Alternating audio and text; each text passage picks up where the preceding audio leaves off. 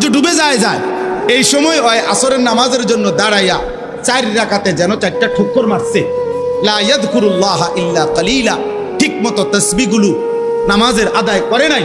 রাসূল বলছে 3 বার ওইটা মুনাফিকের নামাজ, মুনাফিকের নামাজ, মুনাফিকের নামাজ, মুনাফিকের নামাজ। তোর মতো নিকৃষ্ট নির্লজ্জ বেহায়া আল্লাহর জমিনে তো কোনো কুত্তাও হয় না, কোনো কুত্তাও তো এরকম হইতে পারে না। কুত্তাও যদি আল্লাহ তাআলা সেজদার হুকুম দিত তো সে দিত, তাকে তো আল্লাহ সেজদার হুকুম দেয় নাই, এই জন্য সে সেজদা দেয় না। তুমি নাফরমানের তো আল্লাহ সেজদার হুকুম দিছিল, দিলা না কেন? তোমার তুলনা তো জানোয়ারের সাথেও হয় না। এই জন্য তো আল্লাহ বলছে বালহুম আদাল, ওই জানোয়ারের চাইতে নিকৃষ্ট। ওর উদাহরণ নাই, ওর তুলনা কুকুরের সাথেও না, ওর তুলনা শূকরের সাথেও না।